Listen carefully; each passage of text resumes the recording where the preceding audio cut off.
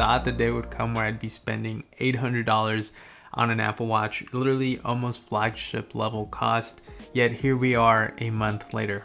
But I think what the Apple Watch brings to the table, it's worth considering. Perceiving the Ultra in an average use case, I feel it's a drastic improvement over the series of Apple Watches. I mean, besides the design, of course, being subjective, which I do think looks dope, by the way, there's improvements all throughout this watch. Battery life, display, durability, sensors, feature set. I think one of the biggest things with other Apple Watches, at least to me, was battery life. I had previously mentioned that I wasn't able to use the sleep tracking feature on my Series 5 just due to the fact that I'd have to recharge my watch every single night just right before bed just to make sure I had enough juice for the following day. But this guy is easily pushing 2+ days in my use case, and that's basically replying to text messages, taking phone calls, tracking workouts, my sleep schedule. Turns out I have a really shitty sleep schedule.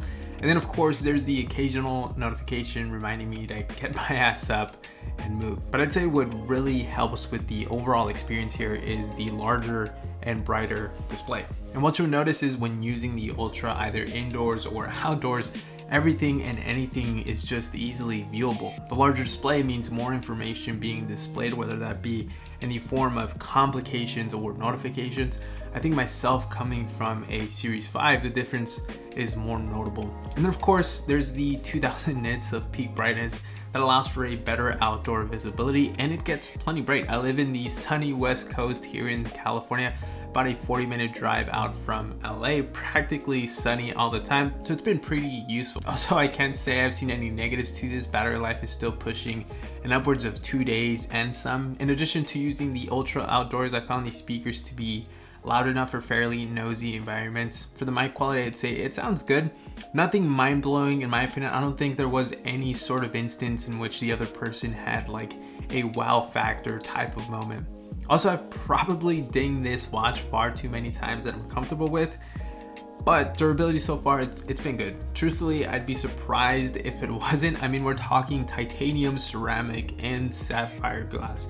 Not saying that they can't break or scratch, but they are less prone to do so, meaning this guy can take a beating. Plus, you have Apple promoting this as an outdoors watch.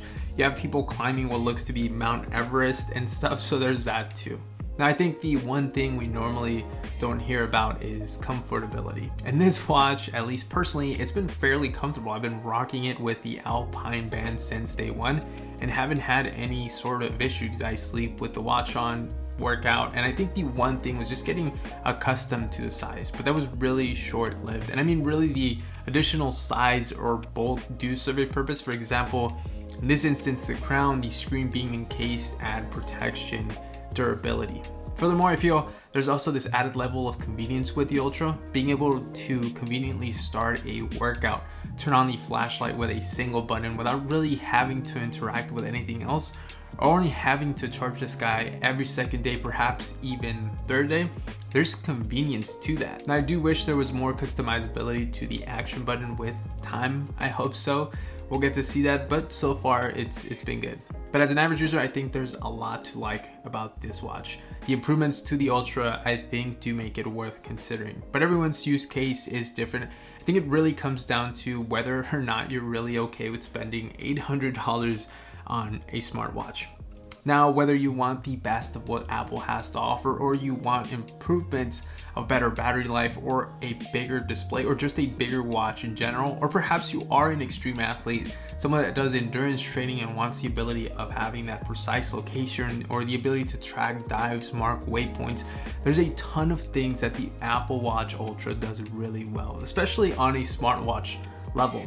And I think for some extreme athletes, those people performing those extreme hobbies, I think that's what's going to separate, something like what Garmin has to offer at a higher price range. The fact that if you are using an iPhone, you're within the Apple ecosystem, you're getting an entire experience out of it. So there's much more to just the smartwatch or the sports watch.